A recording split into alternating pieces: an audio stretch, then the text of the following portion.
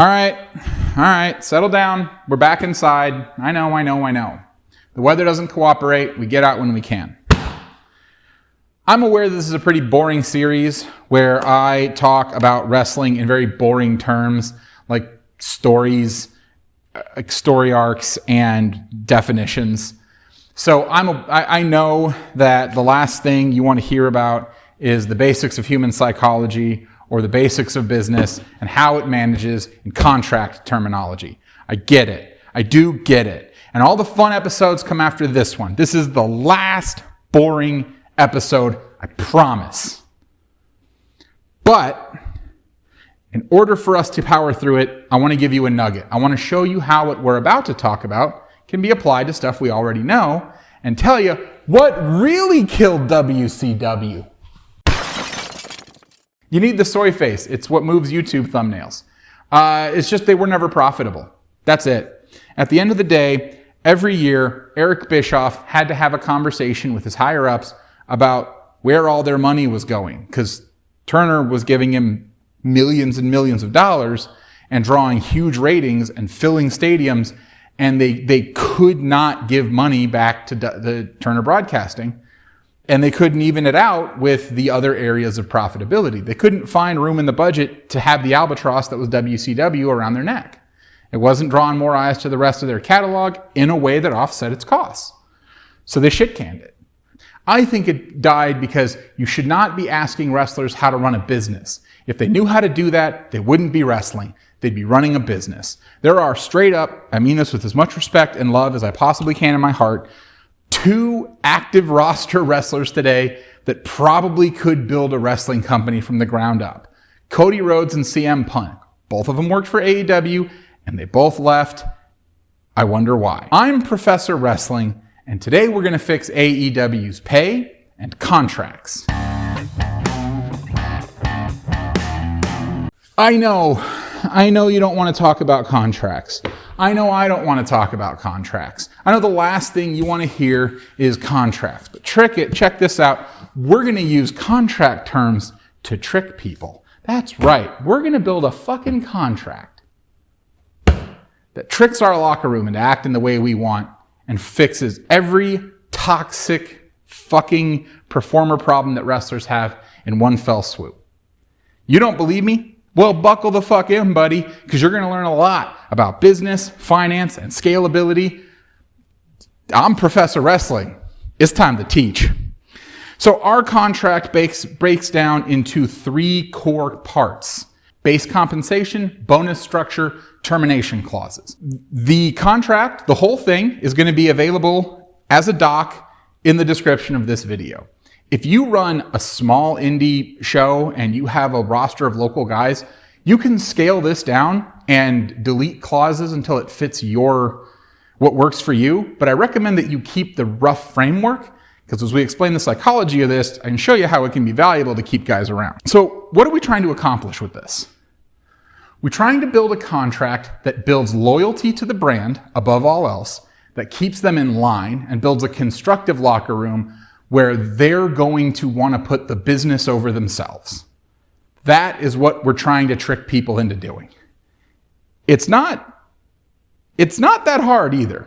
So let's just start. We'll get the boring part out of the way, base compensation. Okay, base compensation should be XX dollars per year paid in monthly amounts of XX. As much as you can afford to pay into base, pay it. If you're a small show, if you're Brett Lauderdale running GCW and you don't have the deep pockets, set that number to like $1,200 a year. Payable is $100 a month. This just keeps them on the roster and it keeps them a little fed. If you can pay them more, pay them more. But you're trying to make sure that every month, these guys get a check from you and they go, fuck, dude, I like this guy. I like coming to work for him. I want to work for him. He's paying me. Wrestlers are nothing if they're not money motivated. So that's the first thing. Paid monthly, I wouldn't worry about, but set it to something that's for your budget. AEW is making about $1 million an episode, depending on who you want to believe, for their streaming deal with Max, plus distribution rights. So I would say they should set their base fairly high. 70, 85, 90,000 a year $100,000 a year if they can swing it. But they need to be very, very tight with how high their base goes. You want guys to be able to stay fed. You want them to have their lights on. You want them to be able to not have to worry about their basics. That's all you need. The base doesn't buy you a house. It just gets you, it gets you from worrying about losing it. Right? Okay. The second is not just that. We're also going to cover travel to and from venue. This is a clause in base compensation. Travel to and from venue from the employee's home city or state will be provided at the company expense. We'll pay for flights from, if you live in Florida, from Florida to wherever the show is, or from venue to venue if applicable. So why we're putting this in here? We want to make sure everyone can come to work. You're not going to have to worry about the job.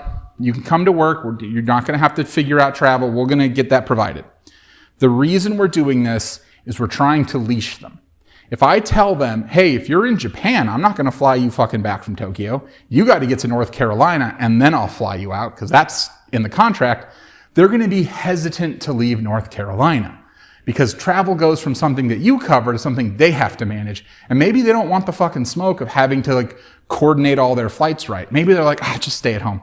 I won't take the dates. And that's what you want. Every wrestler has so many bumps they're going to take, and every match is a risk they don't work another one. It's low, admittedly, the risk, but you want to make sure that if that's a finite currency you're working with, you get all of it. I don't want CM Punk to think about having to go somewhere else.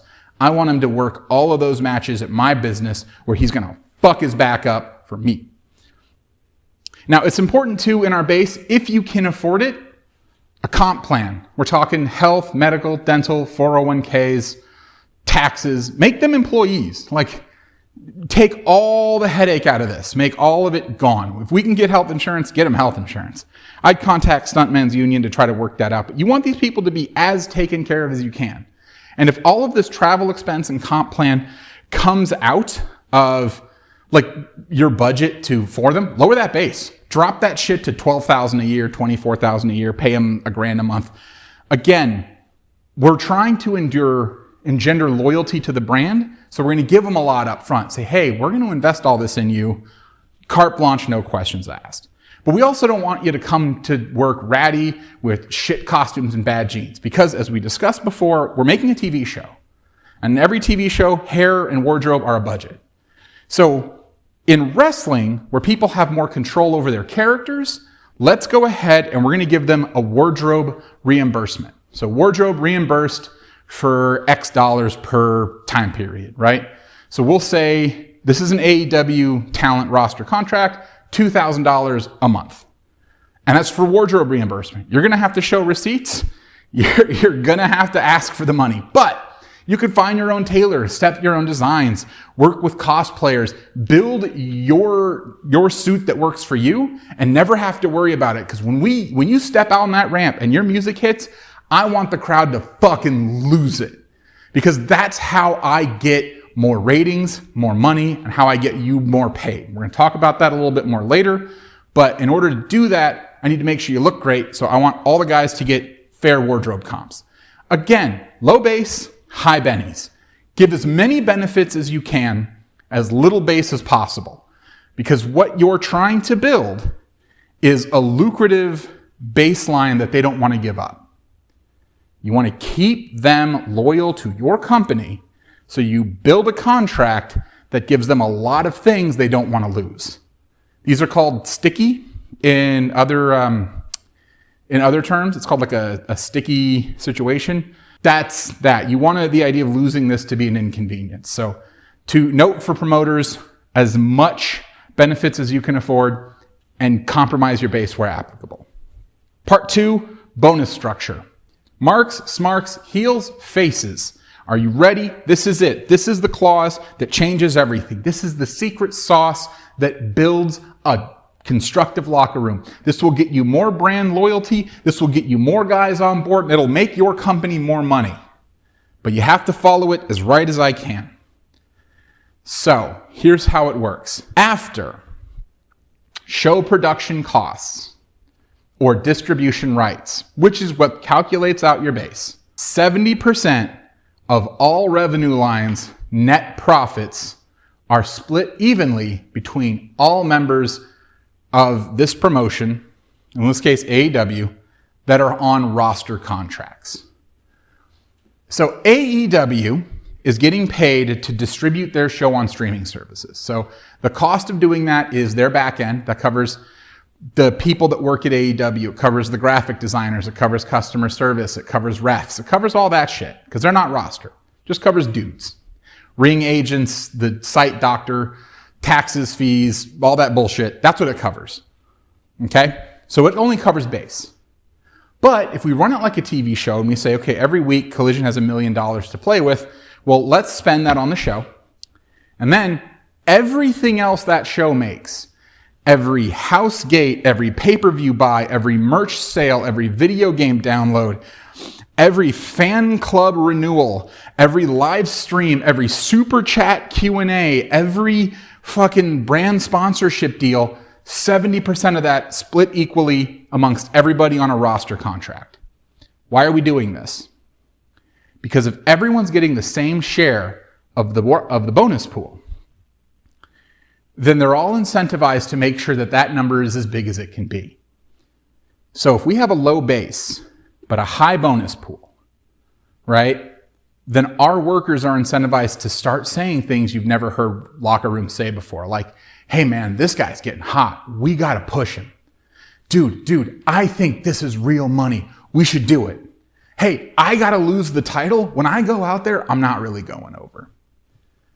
And then you're going to start to see little things happen. See, it's all revenue lines. So if AEW wants to host a live stream for charity where they're all playing Elden Ring or whatever, you could charge super chats, get ad revenue, and get Q&A. So any guy who's not featured on a show right now, maybe he's hurt, maybe they're, not feeling great, so they're not really up to snuff. Maybe they're in between arcs and they're just taking some time. They want to pop in that because any money that goes in that pool goes in the pool for everybody. And they're going to start wanting to do it because they're going to realize, hey, if we all work together to make Swerve Strickland the next John Cena, we're all going to get paid. And suddenly everyone's going to want to make Swerve look fucking good. Suddenly everyone's going to say, man, Hangman, now's not the time for you to have a title run because Darby is really hot right now. When you start seeing that, you're going to get better storylines. You're going to get better fan interactions. You're going to get better social media engagements. Ricochet starting fights with randos on Twitter is going to be, he'll be flogged to death in the locker room because if that hurts gate sales, it hurts everybody's paycheck. If you're paying somebody to stay home, they're going to beat the shit out of him. You got to go do something because you're hurting me. I'm not getting paid because you're not fucking selling t-shirts because you're at home doing nothing. Can you promote the show? Can you go out and go do podcasts and promote the fucking show? Please, for the love of God. Go do a Q&A. Do something, anything that can make the show money. And once you have a locker room that's starting to work with itself to make it better and ratings go down, they're not going to suddenly go, well, the thing is, we didn't have the whatever. It's not going to matter. They're going to go, how do we fix it? Because if it's everyone's boat and they're all in it and it starts to sink, no one's going to start pointing fingers about who's drilling holes. The first thing they're all going to do is go, we got to clog this hole. Then you kill who sunk it. And that brings us to part 3, termination clauses. The thing you want to ensure psychologically at this point is you never want to make someone feel trapped. You don't want to sign exclusivities. You don't want to sign, you don't want to force them. You don't want to make anyone feel like they don't have a choice. You want to give them enough that they can refuse. And the reason you want to do that is because if you're letting someone leave and then keep giving them something to stay, then they're never going anywhere. And the illusion of choice will always be in their head. They'll always go, I can fucking walk out of here if I don't want to be here.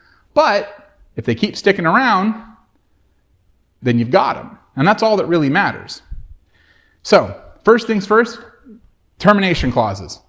The contract may be terminated at any time for the following reasons. 1, Mutual agreement. If AEW and the talent both think this isn't working for whatever reason, we can just terminate it. Fuck you, bye. 2, 30 days of not working.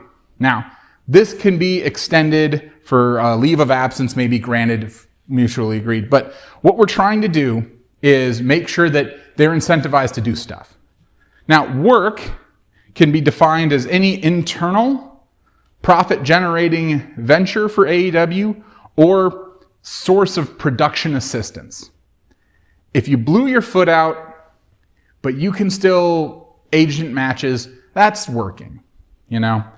If you're not popular with fans, but fuck, dude, you understand production, that might be working. If your shoulder's fucked up and you can travel and you're popular so you can go sign autographs, that's all working. Doing something for the company is working. But if you want to fucking stay at home and say you're sick, we can grant you an extension.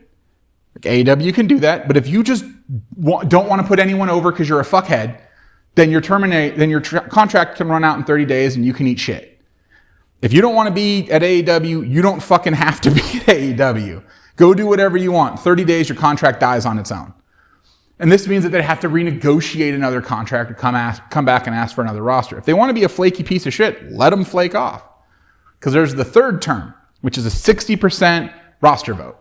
Remember, this is an AEW roster contract that'll be at the top. If you're such a go into business for yourself, self-mark asshole. An empty-headed fucking dumb fuck like Hangman Adam Page to go out on national television and fucking go into business for himself. I'm trying to run a fucking business, and when somebody who hasn't done a damn thing in this business jeopardizes the first $1 million, 60% of the roster can tell you to piss off. And they should. Now, what have we done psychologically here? How have we sorted all this out? Well, we know wrestlers aren't interested in running a profitable business because they've fucking shit the bed every time they've been handed the keys to do it. Business doesn't matter. What we want to do is build a locker room that wants to work for the best interest of our company, your company, AEW's company, whatever it is. In order to do that, we pay them just enough base to show up to work. Then we give them a bonus structure that allows them to be incentivized to help each other make as much money as they can. And so when we start getting into other things in this course, things like how to fix fan interactions, how to fix merch sales, how to fix video game DLC, like all this stuff is fixable, right? We need a roster that's not going to fight it. We need a roster that's going to turn around and go, yes, sir, how much, what can we do? Because in a world where you get paid the same if there's one person or 1,000 people in that arena, you're not incentivized to put butts in those seats. I know I'm like floating under the radar, but I got time. I don't care. Like, I get paid the same. But in a world where nobody eats, if 1,000 people don't show up, everybody wants the 1,000 people to show up. I go to work every Saturday. If they call me on Wednesdays, I go to work. And they're all going to start going, what can we do to promote AEW? That is going to be the question you want on everybody's mind, but you can't mandate it. And you can't draw jealousy by paying Mercedes Moné $1 million or whatever the fuck she makes per year to lose ratings. But if everyone's on the same contract and Mercedes doesn't draw, then guess what? Everyone's going to go, how do we make her draw? What can we do? What do we know that's working that we can expand on? What can we not do that we should start doing? And when we start getting into some of the other things the company can do to make money, remember, this whole series is a long-form way to explain why this job is super necessary, but also stupid. When you get into some of the ways you can use the brand partnerships to make cash, you can make everybody rich. Thank you for sitting through this class on why a good contract will make a good employee and how to fix contracts in wrestling. This was the last boring course. This is it. After this, it's really fun stuff. We can talk about brand partnerships, how to use them to build the business, making money, profitability. We're going to fix live attendance. I'm going to show you how to do that. But we just needed the basics. Because now we know that we're making TV shows, we're telling stories, and we're building a locker room to help us. That's what AEW is going to do. And once we accomplish those goals, sky's the limit, baby. See you next class.